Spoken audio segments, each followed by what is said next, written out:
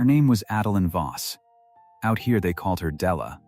And on a Sunday in the spring of 1887, she stood at the back of the Ledyard meeting house and listened to the whole settlement decide, out loud, why she had married.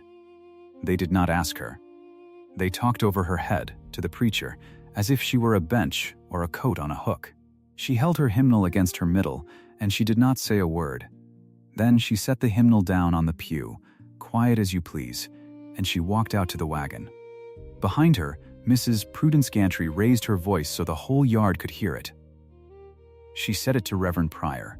She came out here for the land, not for him. Mark it, Reverend. The day that deed clears, she'll be gone, and Elias Crane will be left alone with the mortgage. By Wednesday, 40 families in Sable County had agreed. 40 families, and not one of them had asked her a single question. Here is what none of them knew. Folded in a drawer in the Crane cabin sat 2 letters, both dated that April. Both from men with better land than Elias Crane would ever hold. Those 2 letters would have made a liar of every mouth in the county. She never showed them to a soul. If you believe that love is built with 2 pairs of hands, and not with 2 clean deeds, then this story is for you. Before we go on, do one thing for me: subscribe, and in the comments, tell me the town you're watching from. I want to see how far this story travels. Now, let me take you back to the beginning, and let me tell it slow. She came to Ledyard alone. That was the first thing the county held against her, though they'd have never said so plainly. A woman alone was a question nobody had asked to answer. The Great Dakota boom was on. The trains ran full of hopeful people, and the land office in Sable County was open 6 days a week, and the grass ran out past the edge of seeing in every direction. Adeline Voss stepped off the wagon with 1 trunk, a carpet bag, and a folded map from the land office that she had marked in pencil. She filed on a quarter section. 160 acres of grass. She chose it off the map because it was good level ground with a slough at the north end, and because it was hers, and no man's. She signed her own name to the papers, Adeline Voss. She watched the clerk write it into the book. You have to understand what she had left, to understand why that name in the book meant so much. Back east in Ohio, she had a married sister, and that sister had a husband. And in that house, the road already laid out for Della ran straight and narrow to the end. She would have lived under her sister's roof. She would have kept to her brother-in-law's rules. She'd have earned her keep with her hands, minded the children that weren't hers, and gone to her grave a dependent. A useful woman, and never once her own. She had done the arithmetic on that life, and she had not liked the sum. So when the notices came about Dakota, about land free to anyone who'd prove it up, man or woman, she had counted her money twice and bought a ticket west. That is the woman the county would soon call a schemer. Keep her in your mind, plain and clear, before anyone hangs a story on her. Next to her quarter section lay another claim. It belonged to a man named Elias Crane. Elias was quiet. Elias was poor. He was, by every honest account, a good farmer, and he was a good farmer sitting under a bad note. He had borrowed against his ground the first hard year, borrowed from the Territorial Farmers' Trust up in the county seat, and now that debt sat on him like a wet coat that would not dry. He worked from dark to dark. He did not go to the dances. He did not come courting anyone that first year, because a man with a mortgage does not feel he has the right. But there was a well on his claim. A good well, deep and sweet, and it sat close to the line the 2 claims shared. Remember the well. The county will make a great deal of that well. Now, that first month she was in the county, before the sod was even turned on her own claim, half the bachelors in Ledyard came calling. That was no secret. A single woman with a filed section was the rarest thing on the prairie, and the men noticed. They came with their hats in their hands and their best boots on. And out of all of them, Della Voss married the one man with the mortgage. The county filed that fact away. To Della, it was a plain matter of ground and water and the coming winter. To the county, it was the first line of a scheme. Same fact. 2 readings. That gap is the whole of this story. They were married 6 weeks after she stepped off the train. I'll tell you honestly why, the way she'd have told you if she ever told anyone anything, which she did not. Her fields were dry. The slough at her north end went to cracked mud by June, and she had no well, and digging one is a season's work and a year's luck. His well sat right on the line. 2 households in one Dakota winter eat less coal and burn one stove and lose fewer animals than 2 households apart. She had run the numbers, the way she ran all numbers, and the numbers said Mary, and there was one more thing in it, though she'd not have called it by name so early. Elias Crane did not talk over her. He asked what she thought. When she said a thing, he turned it over like a good tool and considered whether it was true.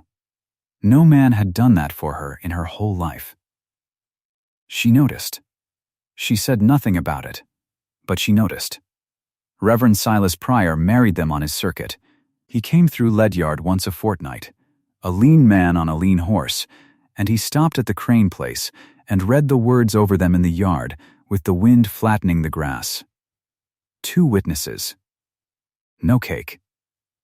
She wore her good dress, and Elias wore a collar that plainly hurt him, and it was done in under a quarter hour. You can see, can't you, how plain the story looked from the outside. Adjoining claims. A well on his side, and none on hers. A marriage 6 weeks after a strange woman arrived. Anyone could add that up wrong. The trouble was, they added it up out loud. The adding up happened at Gantry's store.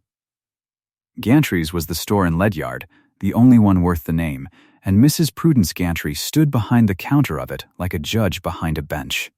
She weighed the flour, and she weighed the people, and she was surer of the second measure than the first. She had a way of saying a thing so it sounded like the last word ever needed on the matter. The week after the wedding, Della came in for coffee and lamp oil, and Mrs. Gantry did the arithmetic to her face without seeming to. 6 weeks, Mrs. Gantry said, to a woman beside her, but pitched for the room. 6 weeks off the train, and she's got herself a claim, a well, and a husband to sign for the water. Some folks find their feet quick. She smiled at Della. You find your feet quick, don't you, Mrs. Crane? Della paid for her coffee and her oil. She said, "Thank you kindly," and she left. She did not defend a single thing, because in her mind there was nothing to defend, and because she had a rule she'd carried a long way. A woman who defends herself has something to defend, so she kept her mouth shut and let them think what they thought. That was her blind spot, though she'd not have called it one. She would rather be misjudged than be seen to answer. She thought silence was dignity. Out here, silence was a blank page, and the county had a pen. Now let me show you the first true thing about that marriage, the kind of thing the county never came close enough to see. Not long after the wedding, Elias went out along the fence that ran between the 2 claims. It was a poor fence, 3 wires and some crooked posts, and it split the good level ground straight down the middle. He looked at it a while. Then he pulled it down.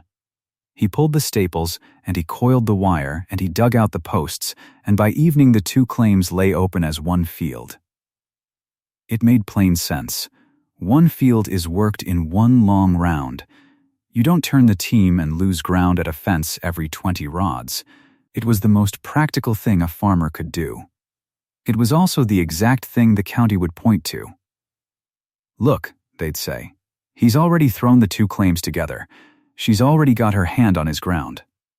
They saw a plot where there was only a plow. Della stood at the door and watched him take that fence down. And she watched something else. Something small. That told her more about the man than any words. When he laid out how they'd farmed the joined ground, he gave himself the north corner. The wet corner. The one that held water in the spring and drowned the seed and was the worst of all the acres either of them owned. He took the bad ground for himself, and he did it without a word, as if it were nothing. She did not thank him. She was not a thanking woman, not yet. But she wrote it down inside herself, in the ledger she kept where nobody could read it. Take the worst corner. She marked that.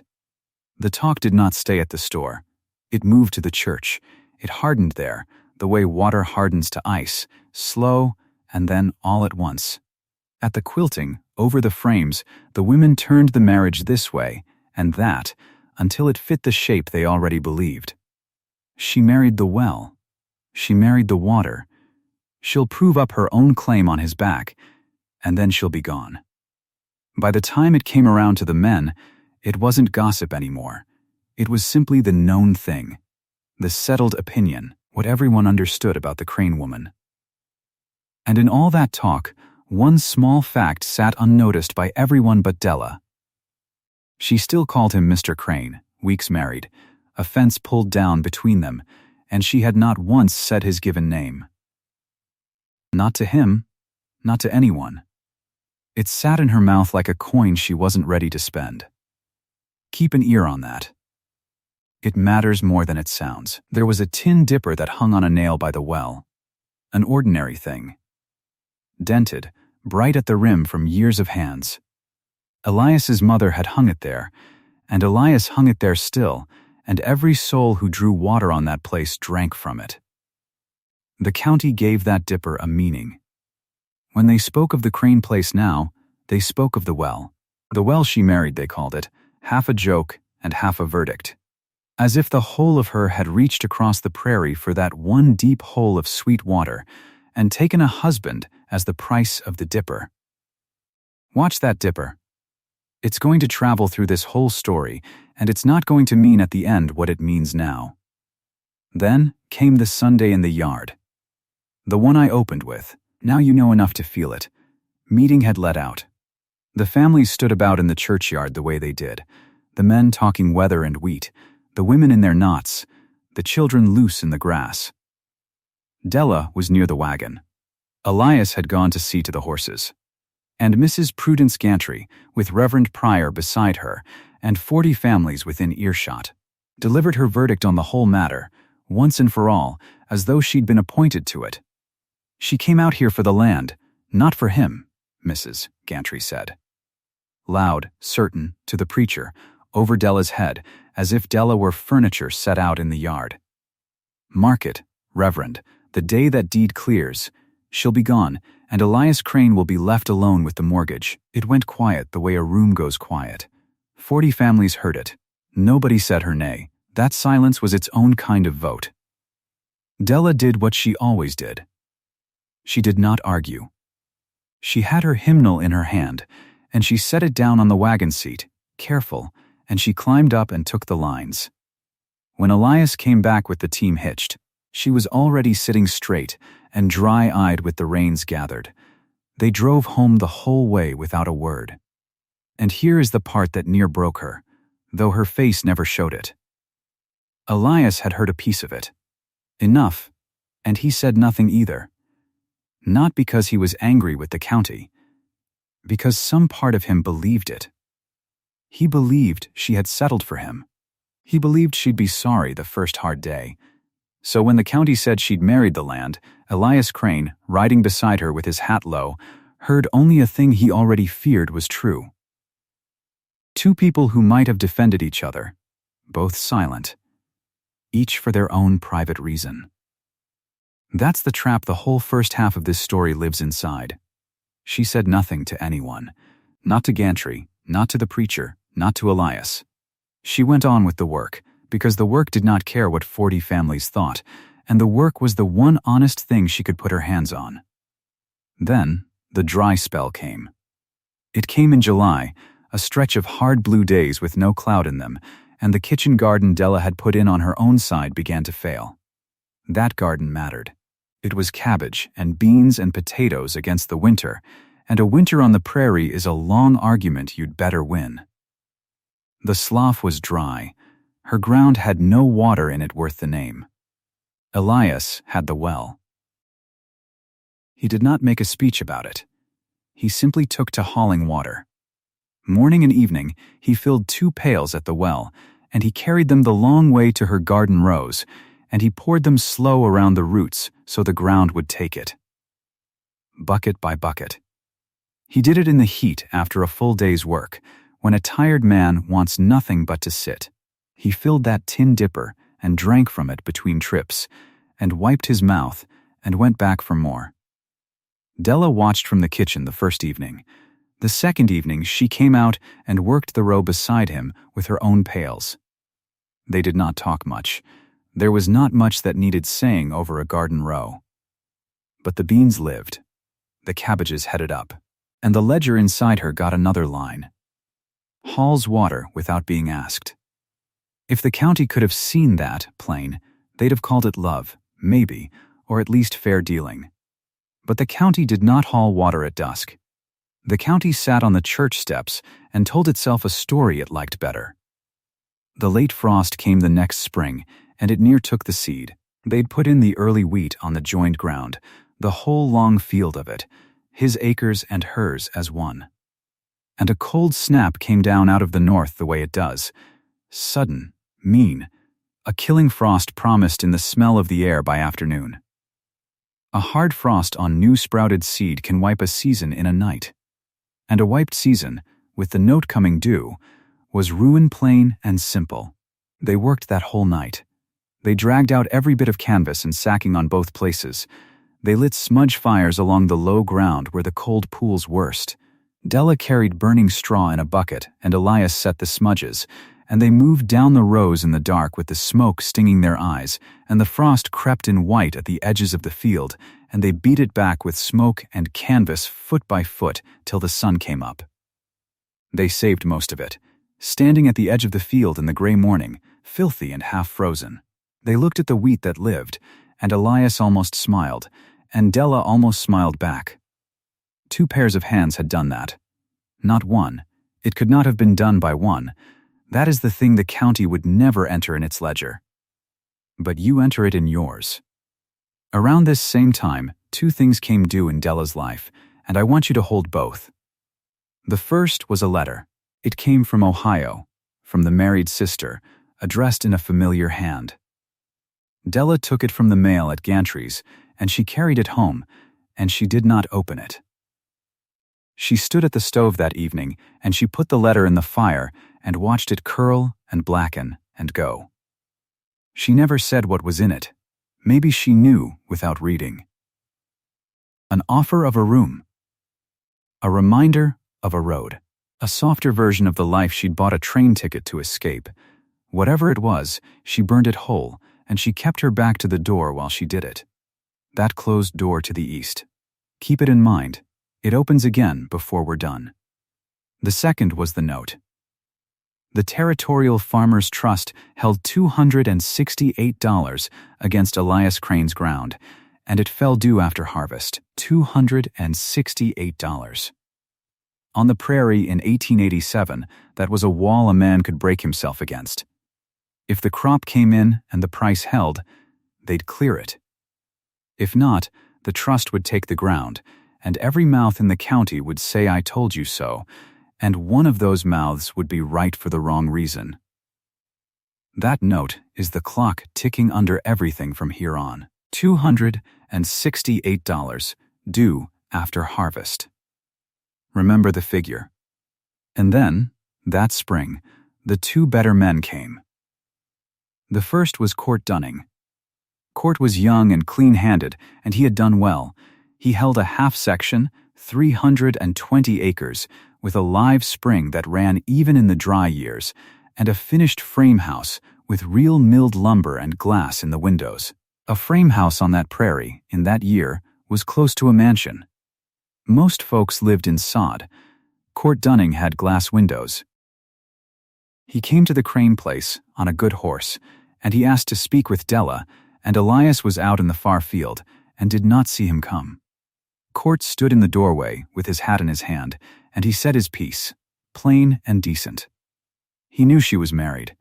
He said it anyway, because a man who never says it never knows. He offered her the spring, the frame house, the whole 320 acres, and himself along with it. She said no. She said it kindly, and she said it in the doorway, and she never crossed the threshold of that talk into the rest of her life. She did not tell Elias. She did not tell a soul. She shut the door and went back to the bread she was making, and her hands did not even shake. Then Gideon Marsh came. Now Marsh was another matter altogether. Gideon Marsh was the best set man in Sable County, and everyone knew it. 480 acres, 3/4 sections, every one of them proved up and clear. No debt on any of it. And the best creek in the whole county ran through his ground, running water year-round, the thing every farmer on that dry plain prayed for, and few ever got. Marsh was not a fool, and he was not a rake. He was a good man, quiet in his own way, and he had wanted Della since the first month she'd come, and he had held his peace when she married. But a man watches. And what Gideon Marsh had watched was a good woman getting called a schemer by a county that had never once fed her chickens, married to a man sinking under a note. So he came, once, to say his piece. He offered her everything, 480 clear acres. The creek. No debt. A life with room to breathe in it. He laid it down in front of her honest. No boasting, just the plain size of the thing. And she said no. She said it in the doorway, same as she'd told Court Dunning. Kind. And final. She thanked him for his good opinion of her, which was worth more to her than the acres, though she did not say so. And she shut that door too. And she told no one. Not Elias. Not the preacher. Not a single soul in Sable County heard that Della Crane had been offered the best land in the district and turned it down cold. Those 2 letters, the ones in the drawer, were these 2 men putting their offers in writing after, in case she changed her mind. 2 better sections. 2 clean deeds.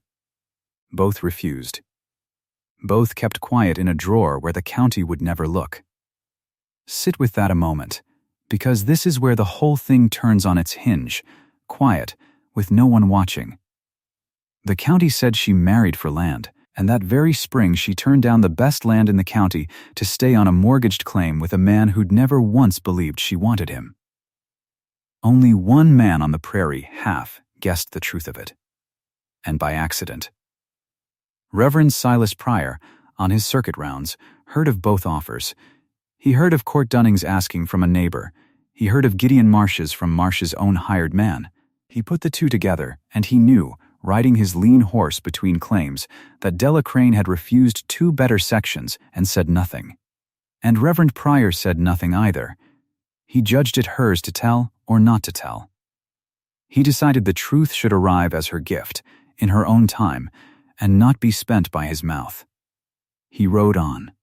He kept his peace, and that peace, held out of respect, was going to cost her months she could not get back. He would carry that. But not yet. Not for a long while yet. Then Elias's best heifer went down. She was a young cow, and a valuable one, and she was part of how the note would be paid, and she came down sick in the night with a bloat and a fever. Elias sat with her. And Della sat with her too.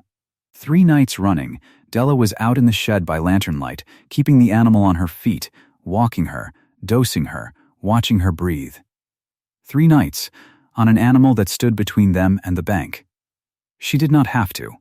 It was his stock and his debt. She did it anyway, and the heifer lived.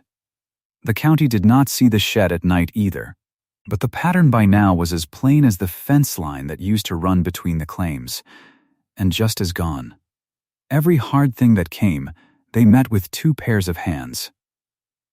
Now here is where it all comes to a point. Gideon Marsh came back. Once more.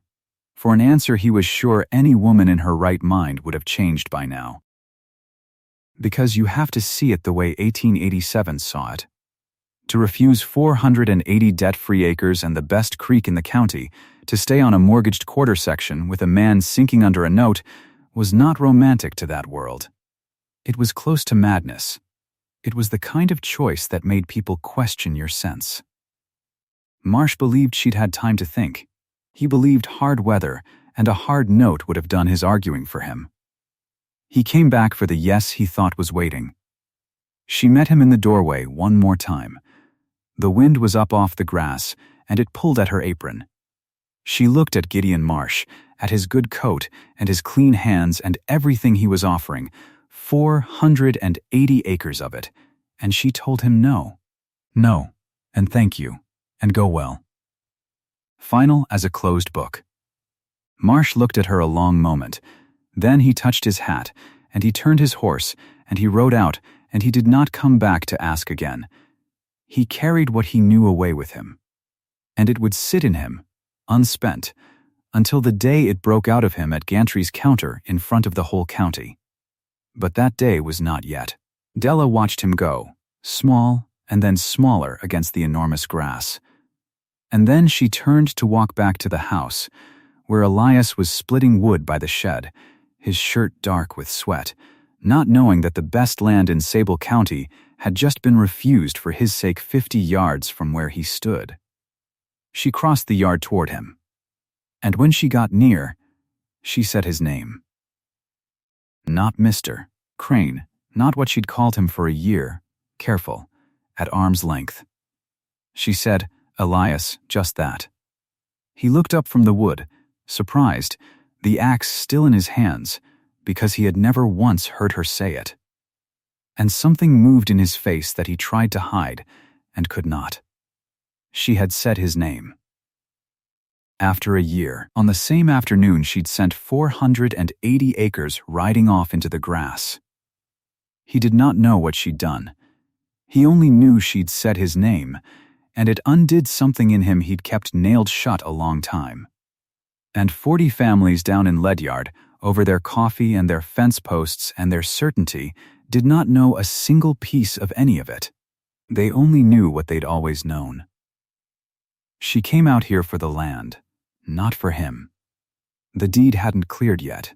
When it did, she'd be gone.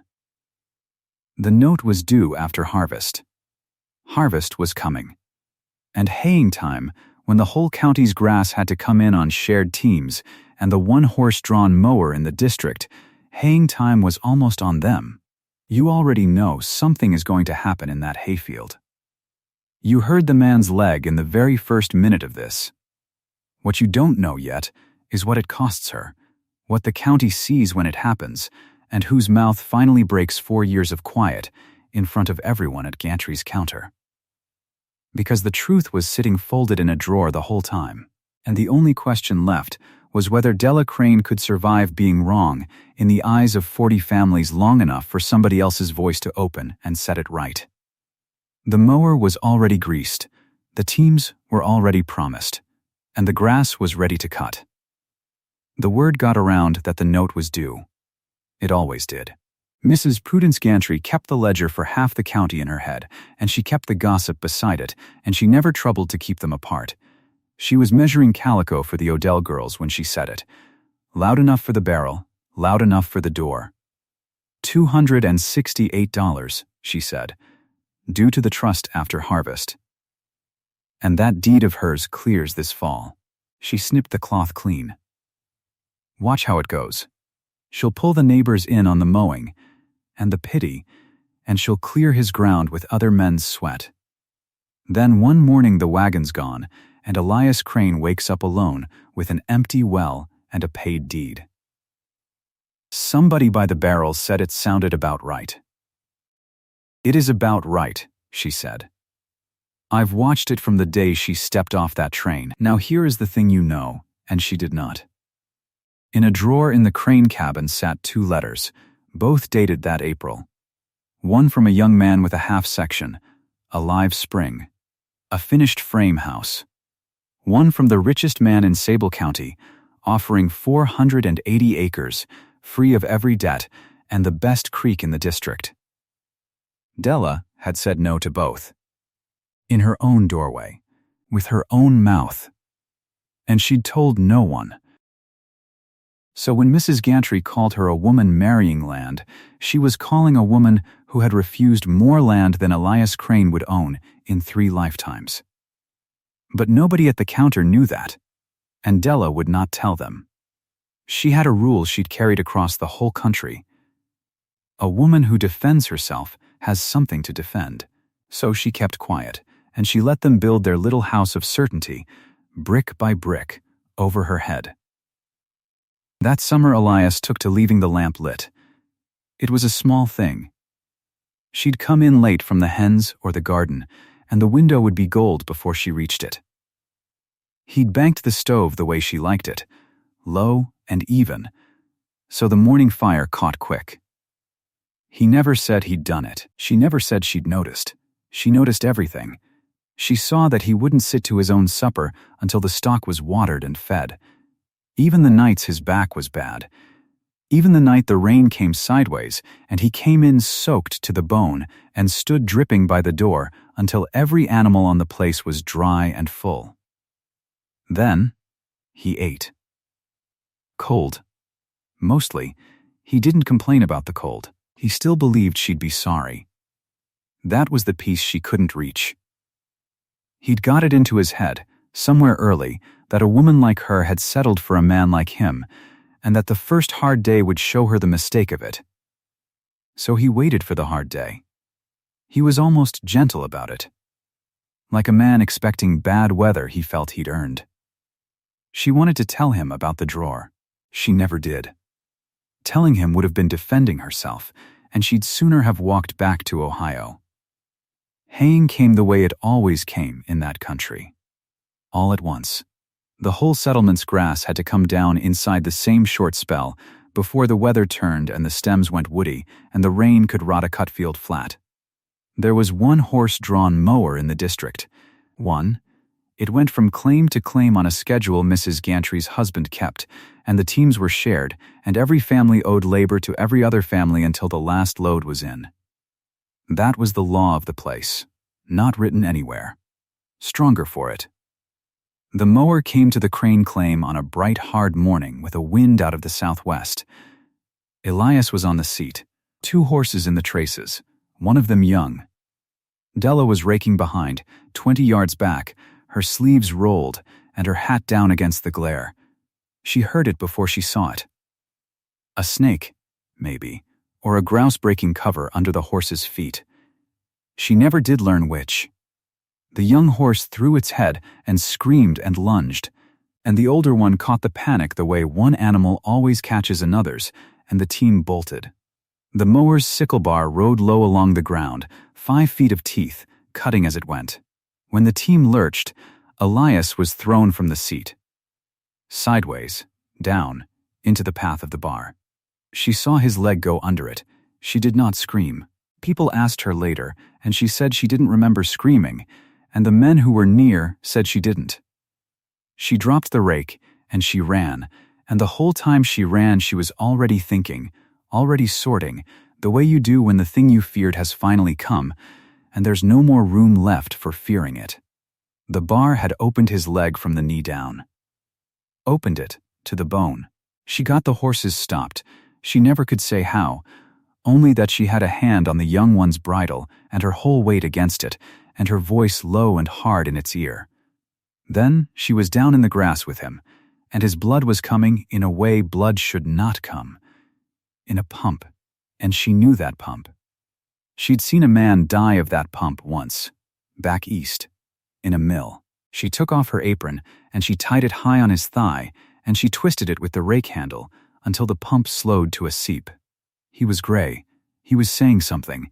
He was saying he was sorry. "Don't," she said. "Don't you say that to me now." 2 neighbors were running across the cut ground toward them.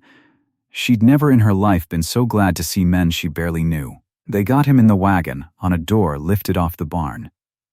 They drove him home slow to keep the leg still, and every jolt of the wheels went through him, and through her both. There was no doctor closer than a day's ride. There was her. There'd been her the whole time, if any of them had cared to look, but they hadn't, so now there was just her and a needle and the boiled thread and a bottle of whiskey somebody's wife sent over. 4 days. That is the whole of it, and it does not sound like much. 4 days. But I want you to understand what 4 days is. In a hot cabin, with a man whose leg has been laid open to the bone, in a country with no doctor and no ice and no help but your own 2 hands. She did not sleep the first night. Or the second. She cleaned the wound, and she watched it for the red streak. That means the blood's gone bad. And when it started to come, she opened the leg again and cleaned deeper, and he bit down on a leather strap and did not cry out. And she did not stop. She fed him broth a spoon at a time. She kept the fever down with rags wrung out cold from the well. The well. The dipper hung by it on its nail, where Elias's mother had hung it years back. Della carried water from that well up to the sickbed 100 times in 4 days. The same tin dipper the county called her true motive. The well she married, Mrs. Gantry called it. Now it was just water, and the man it belonged to was upstairs maybe dying, and she carried it to him because he was thirsty, and for no other reason under heaven. And here is what the county saw. This is the part that mattered, because for once they were watching. They saw a woman with the easiest exit in the territory standing wide open in front of her. An injured husband. A mortgaged claim. A crop still standing in the field that had to come in or the note would swallow the whole place.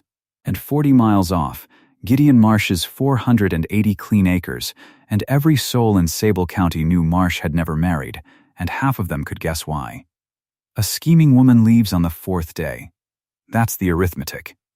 A liability husband, a debt, a failing crop, you cut your losses and you go. And there's a rich man's creek waiting. She didn't go.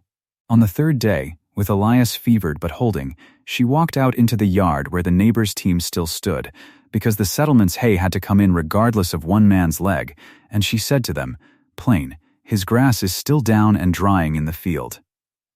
And it has to be raked and stacked before this wind brings rain. I can't do it and nurse him both. I'm asking.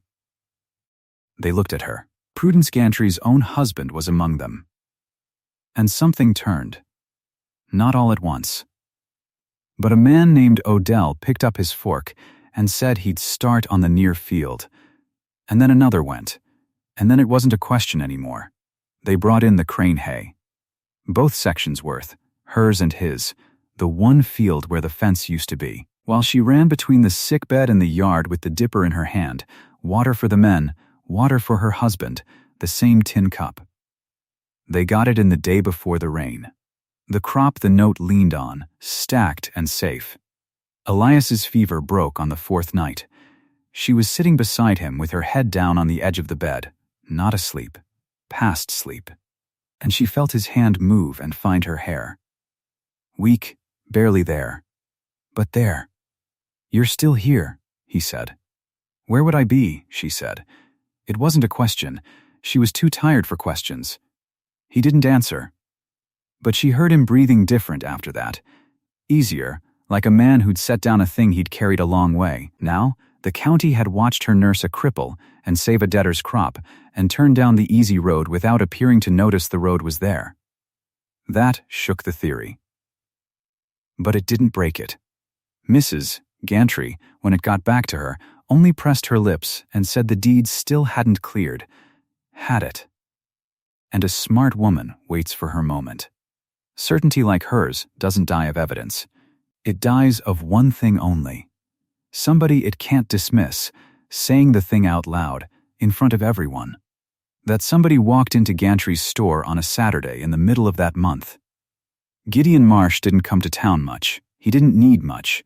3/4 sections proved up, no debts, and a creek that ran when everyone else's dried. A man like that sends a hired hand for his coffee and stays home. But he came in himself that day. Boots on the plank floor. Hat in his hand, which not every man bothered with at Gantry's. And Mrs. Gantry, God help her, was mid-verdict when he came through the door. She had a little crowd, the way she liked. She was saying it again, the whole familiar shape of it. The well and the deed and the wagon gone some morning. Elias Crane alone with his mortgage and his empty bucket. And mark me, she was saying, the day that ground clears, she is gone, She came out here for the land, not for him. She never once, that's a lie. The store went quiet, the way a room goes quiet. Not slow. All at once, like a door shut. Gideon Marsh set his hat on the counter. He was not a loud man. He didn't raise his voice even now. That was worse, somehow, a quiet man saying a hard thing in a quiet way, and everybody leaning in to catch it. "You've been saying that 2 years," he said. "I've heard it in this store more than once, and I held my tongue, because it wasn't mine to answer. It's hers. And she won't answer it. I've come to understand why, but I'm done standing at that barrel, listening to a decent woman called a schemer by people who never asked her a single question. Nobody moved." Court Dunning was over by the nail kegs, younger, and he'd gone very still. "You want to know why she married Elias Crane," Marsh said. "So do I. I asked myself that question for 2 years. Because I offered her 480 acres. Proved up. Not a dollar owed on a foot of it, the best water in this county. I offered her that, and everything else I've got, and I asked her to marry me. Twice, he let that sit. Twice, Mrs. Gantry, and twice, she said no. Somewhere a scale pan ticked as it settled. And I wasn't the only one. He didn't look at Dunning, but the whole room did. Court there offered her his half-section. His spring. A frame house already standing, not a soddy, a real house with a real floor. She said no to that too. Same spring. She had 2 better sections in front of her, free and clear, and a man to go with each, and she turned them both down flat to marry a man who owes the Territorial Farmers Trust $268 and farms a claim with a bad note on it. He picked his hat back up. "So you tell me," he said. "If that's a woman marrying land, I don't know what land is. I don't think you do either. I think you just liked the story." He put a coin on the counter for coffee he hadn't picked up yet, and he waited while Mrs. Gantry, whose hands weren't quite steady, waited out. She didn't say a word. There was nothing in her arithmetic that answered his. He touched his hat to the room, and he walked out, and the door let the summer heat in behind him. Over by the kegs, Court Dunning cleared his throat. Everyone turned. He didn't make a speech. He wasn't the speech-making kind. "It's true," he said. What he said. About my offer. He looked down at his boots. She was kind about it, kinder than I deserved. But she said no. Then, quieter, almost to himself, I always wondered why. Now I guess I know. She'd already picked. And that was all. But it was enough, because it was 2 mouths now, not one, and neither of them had a thing to gain by lying. A man doesn't stand up in a store and announce he was refused unless he's decided the truth matters more than his own pride. 2 men had just decided that, in front of the whole county. The story broke. You could feel it break. All those bricks Mrs. Gantry had stacked so careful, 2 years of them, and one quiet man had pulled the bottom one out, and now the whole thing was coming down in the middle of her own store, over her own counter, and she had no arithmetic left to prop it. Somebody thought to ask the preacher. Reverend Silas Pryor came through on his circuit the next week, and folks did not let it lie. They wanted to know had he known. He'd married them. He was on the roads all the time, in and out of every claim in 3 counties. Had he known about the offers? He was a long time answering.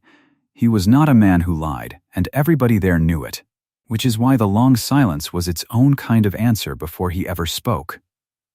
"I knew," he said. The porch of the meeting house was full, and it stayed dead quiet. I learned of Dunning's offer in April, on my rounds. And Marsh's not long after. I've known better than 4 months. He turned his hat slow in his hands. I married them knowing the county's opinion of her. I'd heard it. "Prudence, I heard you say it in your own yard, before 40 families the Sunday after Easter. And I married them anyway because I'd sat across a table from that woman and I knew the county was wrong. Then why in God's name didn't you say so? Somebody called. You let her stand under it 4 months. Longer. I did. He didn't flinch from it. I've thought hard on that, and I'll answer it plain.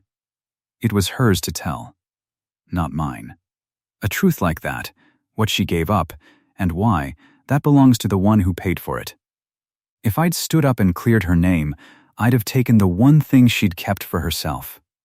The right to not defend herself, to be judged wrong and carry it, because she'd decided her worth wasn't something she'd argue for at a store counter. He looked out over the yard. I judged it hers to give or keep. Maybe I judged wrong. I'll carry that. 4 months is a long time to watch a good woman slandered and hold your peace on principle. I know what my silence cost her. I knew it every week I rode past her gate and said nothing. He put his hat on. But I'll tell you this, it was never mine to spend, and in the end it wasn't spent by me or by her. It was spent by the last man in this county with a reason to keep quiet. That's a strange grace, and I've made my peace with having no part in it. He climbed down off the porch, an old man who'd carried something heavy a long way and set it down at last, and he went on to his next preaching. Elias learned the whole of it from his bed. He was mending by then. The leg would always be stiff, he'd walk with a hitch the rest of his life, and by first snow he was walking, which the neighbor women had said he'd never do. But that week he was still splinted flat, and it was Odell's wife who told him, sitting by him while Della was out at the hens, thinking she was bringing him good news, not knowing she was telling him a thing his wife had hidden from him for a year and more. She told him about Marsh, 480 acres. Twice she told him about Dunning, the spring, the frame house. She told him what the whole county now knew. Elias didn't say anything for a while. The woman thought maybe the fever had left him slow. It hadn't. He was doing the same arithmetic everyone else had done, only it landed different on him, because he was the man on the other side of it. Every one of those acres was land he'd never be able to give her. That house of Dunning's had a floor. His didn't. Marsh's creek ran year-round. His well was a hole in the ground with a tin dipper on a nail, and she'd said no. To all of it. For him. And then she'd never told him, and let him lie there a whole year, believing she'd settled, believing she'd wake up sorry, when the truth was she'd turned down half the county to be sorry in a soddy with him. He understood it all at once, the way you understand a thing you should have seen the whole time. She hadn't settled. She'd chosen. Twice, against her own good sense and everyone else's. And the not telling was the same woman as the choosing, the kind who'd rather lose the whole county's good opinion than stoop to buying it back with the truth. When Della came in from the hens, he was looking at her different. She saw it right off. She stopped in the door. Somebody's been talking, she said. Everybody's been talking, he said, for once about the right thing. She set down the eggs. She didn't say anything. 480 acres, he said. And Dunning's house. Elias, I kept waiting, he said, and his voice wasn't quite steady, which she'd never heard, not through frost nor fever nor the day the bar took his leg. A whole year I kept waiting for you to be sorry. I had it all worked out. The first hard day, I told myself, she'll see what she's tied to, and she'll be sorry. He shook his head slow against the pillow. And you'd already turned down everything a woman could want. Before the first hard day. Before any of it. She came and sat on the edge of the bed. She didn't make a speech. She'd never once, in the whole of this, made a speech, and she didn't start now. I wasn't going to be sorry, she said. That was the one thing I was sure of. You were the thing I was sure of. And that was the whole of it, said and done, and neither of them ever needed it said again. The store had to reckon with itself after that. Stores do. The counter where the theory was born was where it had to die, and it died on an ordinary Saturday with the same neighbors standing around who'd nodded along for 2 years. Della came in for thread and nails, the way she did once a fortnight. She didn't come in armored. She came in the same as always, which was the thing that finally undid the last of it. She plainly did not know she'd won, or care to have won, and a woman who doesn't come to collect on her vindication is a hard woman to hold a grudge against. Mrs. Gantry was behind her counter. She measured out the thread. She counted the nails into a twist of paper.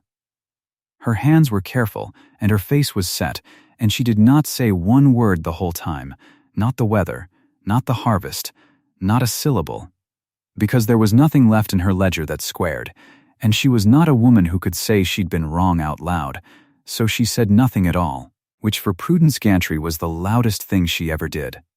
She took Della's coins. She gave back the change. She looked, for 1 second, like she might speak. Then she pressed her lips and turned to straighten the calico that didn't need straightening. Over by the barrel, Court Dunning was there. He caught Della's eye as she gathered her parcel. He didn't say anything either. He just nodded. Once, and there was no hurt left in it, only a plain honest thing between two people, one who'd asked and one who'd said no, both of them square with it now. She nodded back. That was the whole conversation, and it was enough. She walked out with her thread and her nails, and the men at the barrel watched her go, and not one of them believed the old story anymore. That fall the note came due, and the hay money cleared it. $268 carried into the Territorial Farmers Trust and laid down on the counter there, and the deed to Elias Crane's claim came clear and clean. No lien, no debt. The very event the whole county had said would be her leaving day. She didn't leave. Of course she didn't leave. There'd never been a version of this where she left. The county had just told themselves one so long they'd believed it over the woman standing right in front of them. That evening she hung the dipper back on its nail by the well. Elias watched her from the doorway, legs splinted, weight on the frame, up and about for the first proper time. He watched her hang the tin cup where his mother had hung it, and he thought about all the things that cup had been called. The well she married. Her true motive. 2 years of talk hung on one nail. Now it was just a dipper, just cold water for whoever was thirsty, just theirs. He didn't say any of that. What he said was the only thing he'd ever truly risked. And he'd already said the first half of it, so he said the rest. "I'm not waiting anymore," he said, "for you to be sorry. I've given it up." She hung the dipper. She came and sat by him. She took his hand, the whole worth of 2 hard years in one plain gesture, no speech. Because she'd never trafficked in speeches and wasn't about to spoil her record, and that was how they sat while the light went down over the one field where a fence used to be. The next Sunday she went to meeting in the same yard where they'd tried her. She didn't come to be vindicated. She confirmed nothing and she denied nothing, and she named no acres and made no offers of proof, because a woman who defends herself has something to defend. And she'd already been acquitted by another's mouth, and there was nothing left for hers to do. She just came to church. And the yard greeted her different. Small things. A woman who'd never spoken to her said good morning. A man tipped his hat who used to look away. Nobody made a fuss. Nobody apologized. That country wasn't built for apologies. But the weather of the place had changed around her, and she let it change, and she didn't say a word about it either way. She'd learned long ago that the ones who need to explain themselves are the ones with something to hide, and she had nothing to hide, and she never had. And now, at last, the whole county knew it. So here's the arithmetic. Laid out plain. The way that country liked its arithmetic. There were 2 marriages that could have been told about Della Crane. In the first one, Gideon Marsh never walks into that store. He keeps his quiet.